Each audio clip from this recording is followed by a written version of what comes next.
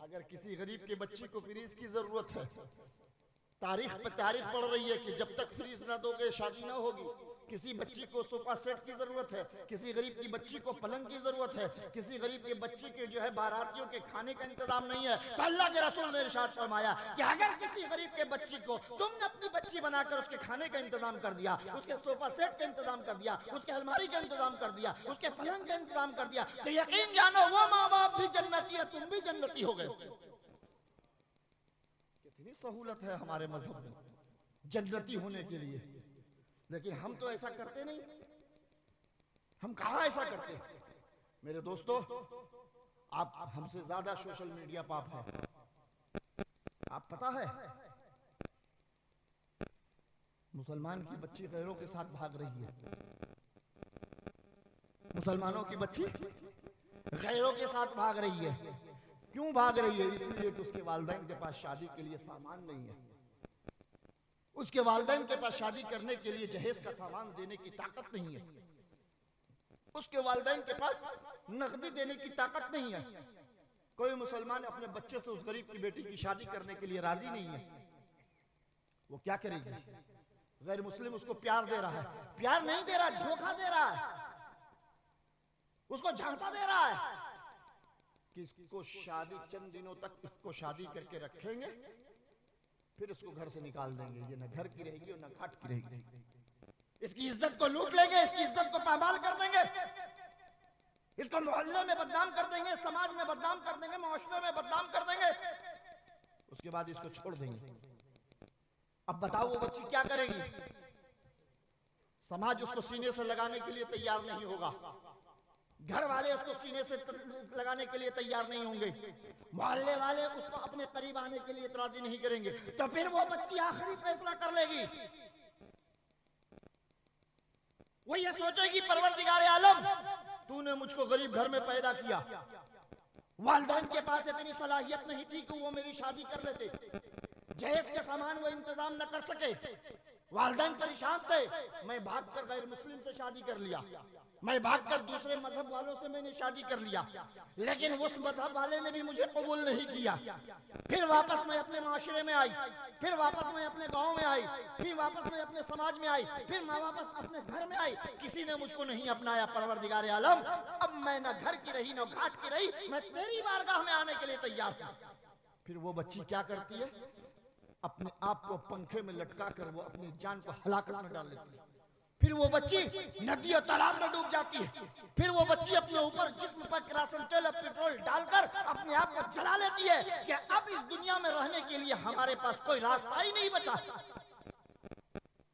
مسلمانوں بتاؤ، ایک بچی اگر اس طرح سے مر رہی ہے، اس کے ذمہ دار ہم ہیں، اس کے جواب دہ ہم ہیں. کیوں؟ اس لیے کہ ہم نے اپنے بیٹا کی شادی اس غریب کے بیٹی سے نہیں کیا. ہم نے اس غریب کی بیٹی کو بہو بنا کر اپنے گھر میں نہیں لایا. ہم تو یہ سوچ رہے میرا بیٹا 60,000 50,000 روپیہ کمانے والا ہے، اس کے اچھے گھر میں شادی کریں گے، اس کے بڑے گھر میں شادی کریں گے. میرے دوستو سوچو، جب تم 60,000 مہینہ کمانے کی صلاحیت رکھتے ہو، 50,000 روپیہ مہینہ کمانے کی طاقت رکھتے ہو، 30,000 روپیہ کما سکتے ہو، پھر امیروں کو یہاں شادی کیوں کر رہے ہو؟ پھر امیروں کی یہاں کیوں شادی کر رہے ہو؟ اس غریب کی بچی کو اپنے گھر میں لاؤ جس نے زندگی بھر فریز کا پانی نہیں پیا، جس نے کبھی اچھے پلنگ پر سوئی نہیں، وہ بچی جس نے کبھی اچھے صوفہ سیٹ پر بیٹھی نہیں، وہ بچی جو کبھی پنکھا کے نیچے اپنی زندگی گزاری ہے، کبھی ایئر کنڈیشن روم میں نہیں سوئی. اس بچی کو اپنے گھر میں لاؤ اور لا کر اس کو بہو بناؤ، اس کو بیٹی بیوی بناؤ، تاکہ وہ زندگی آدھی زندگی تو اس نے فریز کا پانی نہیں پیا، آدھی زندگی تمہارے گھر میں فریز کا پانی پیے. وہ ایسی روم میں نہیں سوئی، تمہارے گھر بہو بن کر آئے تو ایسی روم میں سوئے. وہ کبھی اچھے پلنگ پر نہیں سوئی، تمہارے گھر میں بہو بن کر آئے تو وہ اچھے پلنگ پر سوئے. اچھا کھانا گھر میں اس نے نہیں کھایا، تمہارے گھر میں بہو بن کر آئی تو وہ اچھا کھانا کھائے، تاکہ اس کی آدھی زندگی تو غربت میں گزر گئی اور آدھی زندگی تمہاری بیوی بن کر آ گئی ہے، بہو بن کر آ گئی، اس کی آدھی زندگی خوشحالی کے ساتھ گزر جائے. واہ واہ واہ، نعرہ تکبیر، نعرہ رسالت، اور سے غازی صاحب بابا.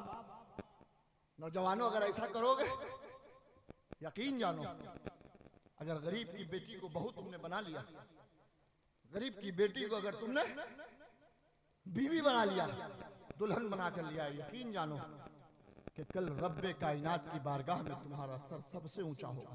اب میرے آقا کہیں گے یہ ہے جنتی، یہ لڑکا جنتی ہے، یہ میرا امتی جنتی ہے. دیکھو جب یہ کمانے لگا تو امیر کی بیٹی کو بہو بنا کر نہیں لایا، غریب کی بیٹی کو اس نے بہو بنا کر لایا.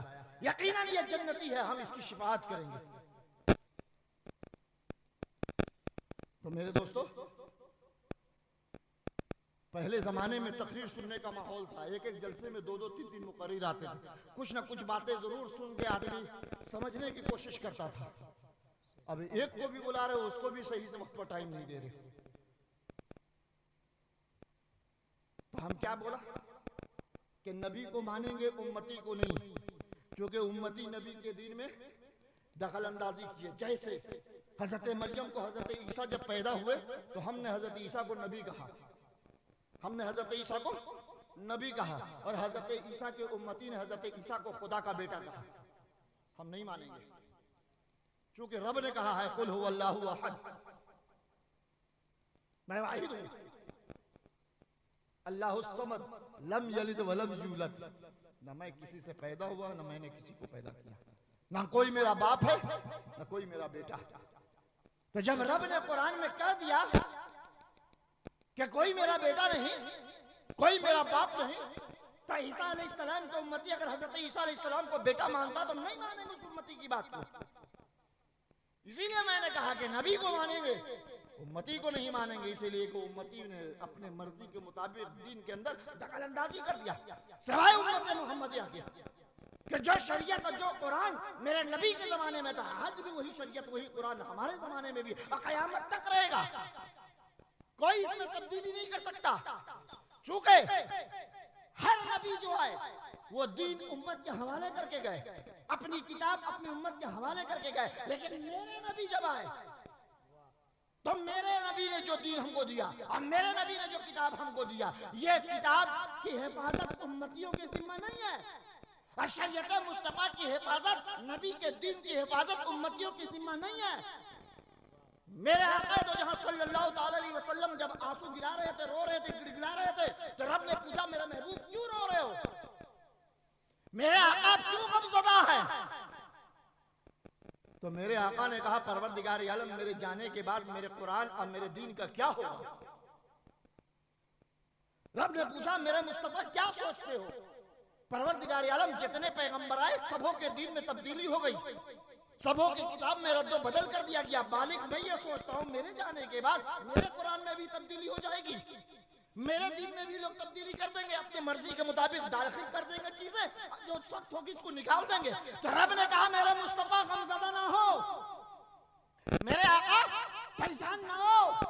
اگر آپ کی امت قرآن کی حفاظت کر لے گی تو ٹھیک ہے، اگر آپ کی امت آپ کی شریعت آپ کے دین آپ کے مذہب کی حفاظت کر لے گی تو ٹھیک ہے، ورنہ آپ کا رب آپ سے وعدہ کرتا ہے کہ قیامت تک قرآن میں ایک لفظ بھی رد و بدل نہیں ہوگا، اور آپ کے شریعت میں ایک ذرا تبدیلی نہیں ہوگی، رد و بدل نہیں ہوگا. آپ کے رب نے آپ کی شریعت آپ کے قرآن کی حفاظت کا وعدہ فرماتا. اور دنیا نے دیکھا ہے، تاریخ نے دیکھا ہے کہ جب کعبہ کو توڑنے ابرہہ بادشاہ گیا تو عبد المطلب جو کعبے کے متولی تھے ان کی بکریوں کو قبضہ کر لیا. جب ابرہہ بادشاہ تو حضرت عبد المطلب کو کسی نے کہا کہ تمہاری بکری کو ابرہہ بادشاہ جو ہے وہ قبضہ کر لیا ہے، وہ آیا ہے کعبۃ اللہ کو ڈھانے کے لیے. ابو طالب حضرت عبد المطلب ابرہہ بادشاہ کی طرف بڑھے تو ابرہہ بادشاہ سوچنے لگا یہ آ رہے ہیں، یہ کعبہ کو نہ ڈھانے کے لیے کہیں گے، کعبہ نہ گراؤ یہ ہم سے کہیں گے، کعبہ کو نشت و نابود نہ کرو یہ کہیں گے. جیسے ہی عبد المطلب نزدیک آئے پوچھا ابرہہ تم کس لیے آئے ہو؟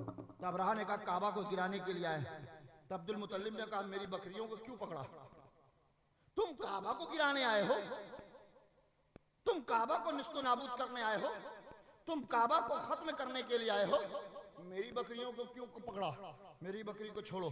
ابرہہ بادشاہ نے کہا عبد المطلب ہم تو یہ سمجھ رہے تھے کہ تم کعبہ کو ڈھانے کے لیے منع کرو گے، ہاتھ جوڑو گے میرے سامنے کہ مت گراؤ، یہ میرا کعبہ ہے، یہ اللہ کا گھر ہے، تم تو اپنی بکریاں کی فکر کر رہے ہو۔ تو حضرت عبد المطلب نے کیا پیارا جواب دیا کہ یہ بکریوں کا مالک میں ہوں، اس لیے میں بکریوں کی فکر کر رہا ہوں، وہ جس کا گھر ہے اس کا وہ خود فکر کرے گا، وہ میرا گھر نہیں ہے، وہ جس کا گھر ہے خود اس کی حفاظت کر لے گا، مجھے اس کی کیا فکر ہے۔ بکری لے کر عبد المطلب ہٹے، ابرہہ نے اپنے بادشاہوں کو حکم دیا چلو کعبہ کی طرف بڑھے۔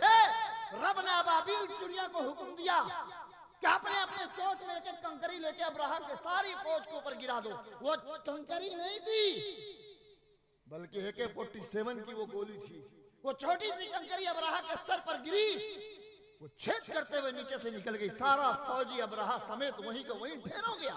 تو تاریخ نے دیکھا ہے کہ جب کسی دشمن نے اللہ کے گھر کو ڈھانے کی کوشش کی تو رب نے کعبۃ اللہ کی حفاظت کر کے بتا دیا کہ اے لوگوں، اگر قرآن کی حفاظت تم نہ کر سکو گے تو رب خود کر لے گا، کسی دوسری قوم سے کروا لے گا، کسی دوسرے پرندے اور جانور سے کروا لے گا، لیکن قرآن میں تبدیلی قیامت تک ہونے نہیں دے گا۔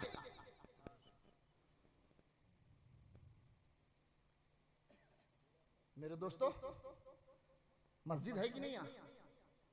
ہے مسجد؟ اچھی بات ہے۔ کہاں نظر آ رہی ہے مسجد؟ کہاں نظر آ رہی ہے؟ محلے میں۔ اذان بھی ہوتی ہوگی؟ امام صاحب نہیں آتے ہیں؟ اذان کی آواز آتی ہے نا؟ اب زمانہ بہت جلدی چینج ہونے والا ہے، بدلنے والا ہے۔ جس طرح سے اسکول کے لیے گاڑی دروازے پر آتی ہے نا، اس طرح نماز پڑھنے کے لیے اب دروازے گاڑی جائے گی۔ چلو ظہر کا وقت ہو گیا، گاڑی میں بیٹھو، چلو مسجد۔ اچھا، کتنے لوگ نماز پڑھتے ہیں 5 وقت کی؟ سب ہاتھ گرا لیا۔ اب بتاؤ، مسجد میں جاؤ گے تب تو مسجد سے محبت ہوگی، اب اگر کوئی دوسرا آئے گا مسجد کے مینار کو گرانے کے لیے تب تو روکو گے۔ جب مسجد جاؤ گے نہیں، اب مسجد سے محبت ہوگی نہیں۔ جب مسجد سے محبت ہوگی نہیں تو کوئی بھی مینارہ گرا کے چلا جائے گا، گھر میں بیٹھے رہ جاؤ گے۔ سوشل میڈیا پر تم نے دیکھا ابھی رام نومی کے موقع پر کئی تو مسجد کا مینارہ لوگ گرا کر چلے گئے۔ جو جس کے قریب ہوتا ہے اس سے محبت ہوتی ہے۔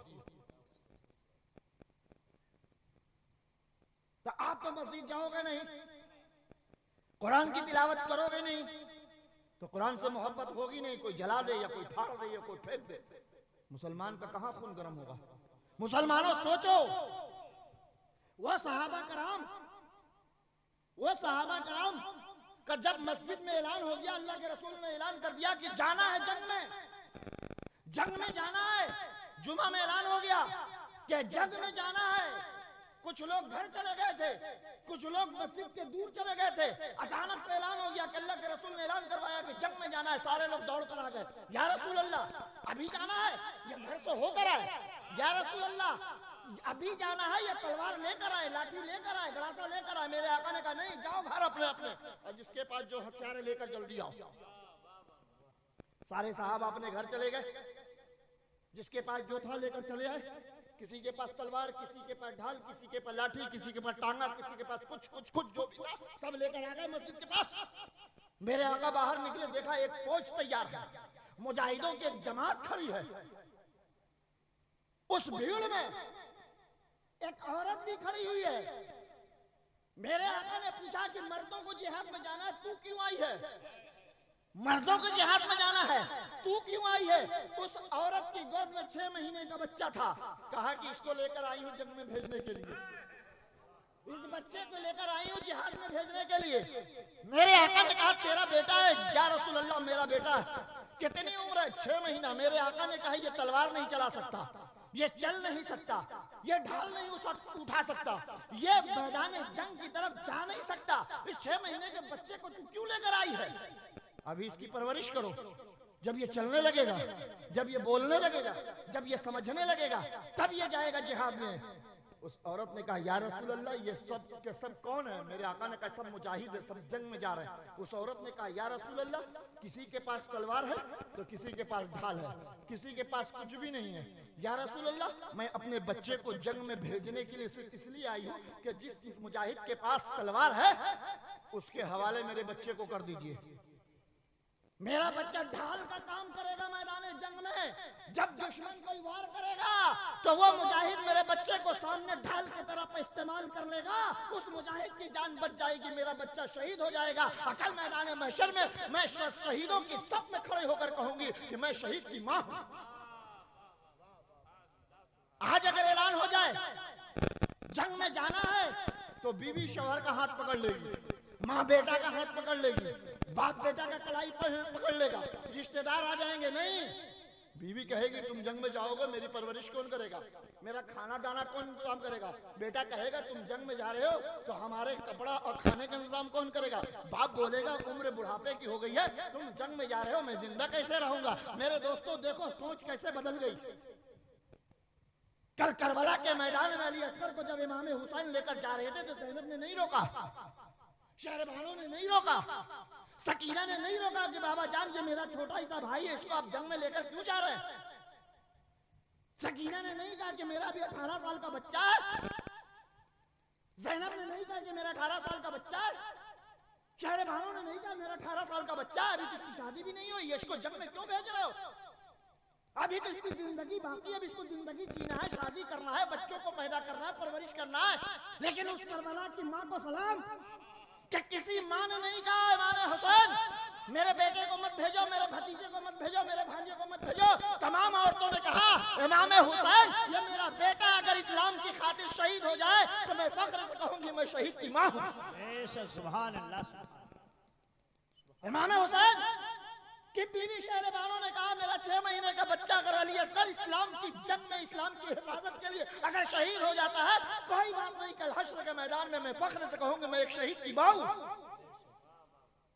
وہاں کسی نے امام حسین کا پیر نہیں پکڑا کہ یہ بچہ مارا جائے گا, تم مارے جاؤ گے, تم شہید ہو جاؤ گے تو ہماری پرورش کون کرے گا.